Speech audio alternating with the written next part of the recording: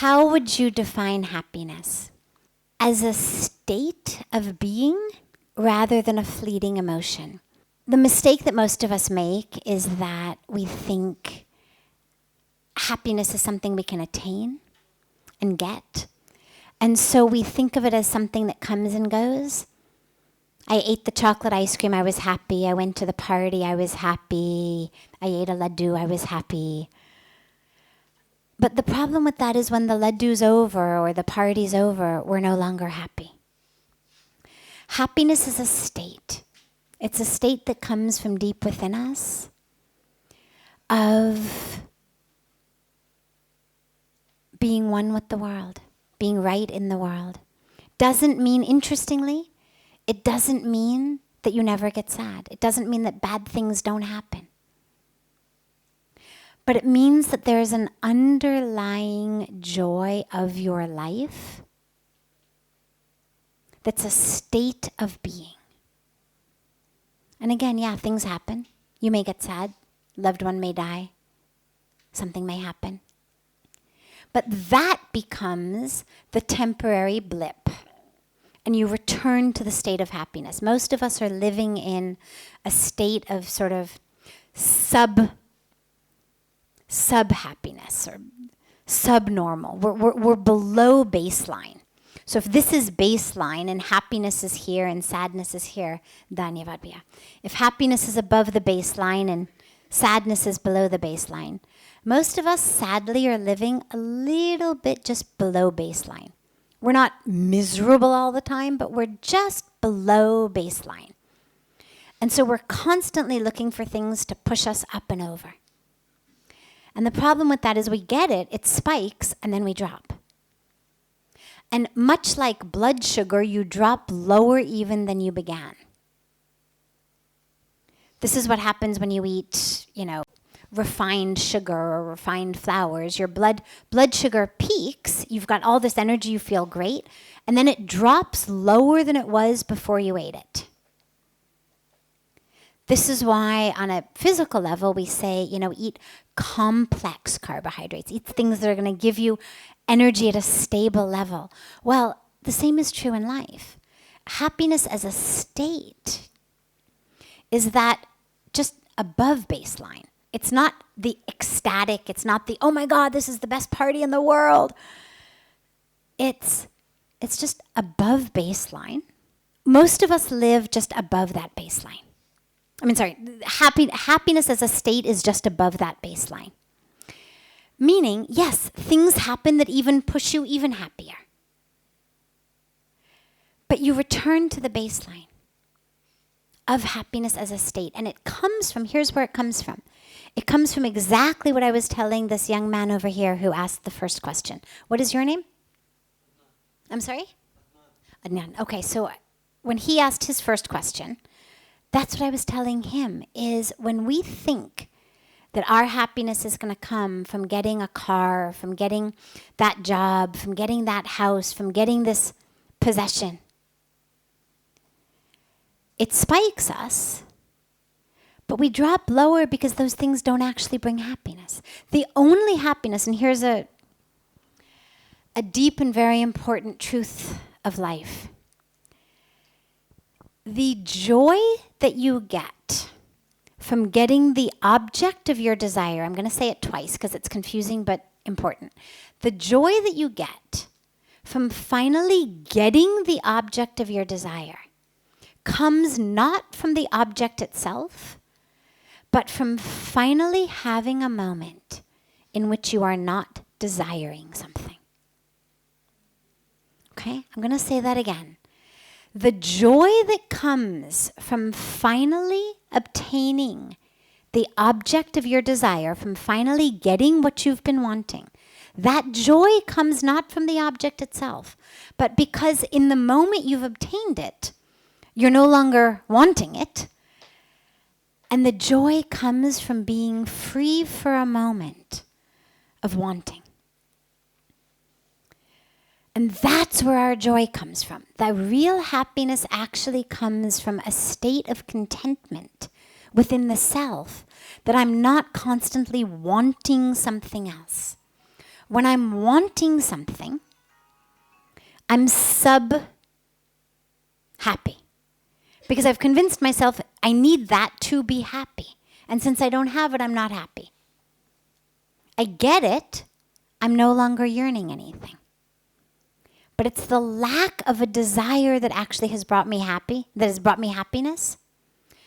So the key is, as stable as you can be within the self, as much happiness as you can get from just yourself. Just from being here, just from being alive, just from being connected to creation. And the thing is, kids actually have it. Kids have it. My favorite example of this is you take a brand new baby or a young kid, put them on their back. They will amuse themselves for hours playing with their own toes. It's easier to explain the kids' happiness than their parents. Absolutely. Because they're still, when they're young, we're still living in the self.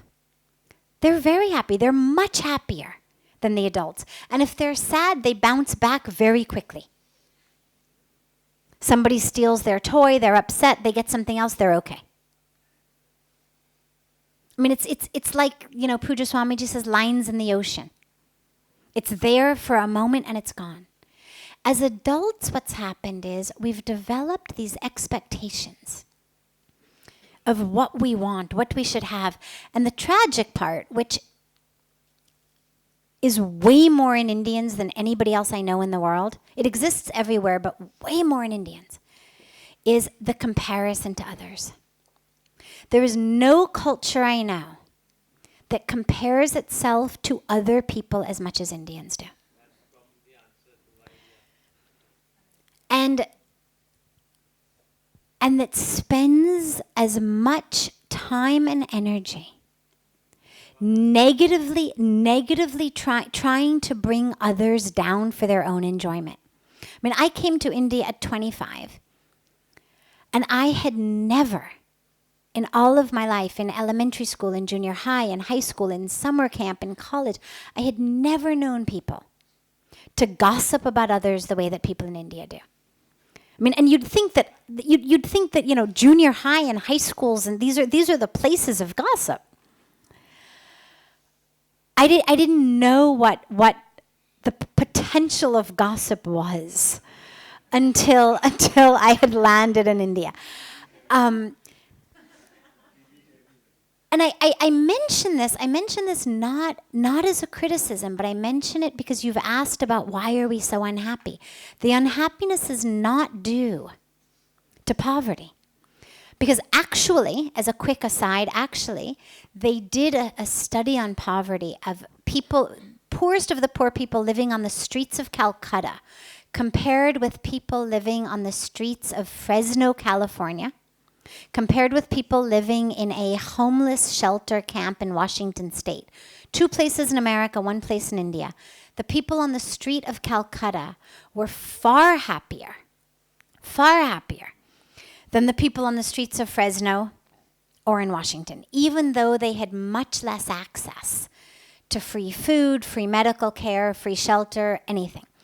So the happiness is not absent due to poverty, because the people on the street are happier than the people on the street in America. The lack of happiness is due to this incredible negativity, this incredible, constant sort of societally agreed upon judgment of others, that when we get together, what we're going to do is talk about others, that we're going to wish harm to others in the weirdest sort of way, not even due to any benefit of our own, but just taki wo aage jada na badhe. And that's something that is, from my experience, unique here, or much more so here than anywhere else. And many, many people talk about how India is going to be, the next superpower. And it may be business-wise, it may be financially, it may be technologically, but India actually has the potential to be the spiritual superpower of the world. We've got so much more to offer the world. than technology and science. We've got the power really to touch and to transform and to change the world here. Because these truths, this culture that is bringing people from the West here to soak up this culture, this wisdom, this spirituality. This is the answer to everything that ails the world, literally. Everything that ails the world could be cured if we simply look at the yamas and niyamas as given to us by Patanjali. That's it. I mean, literally.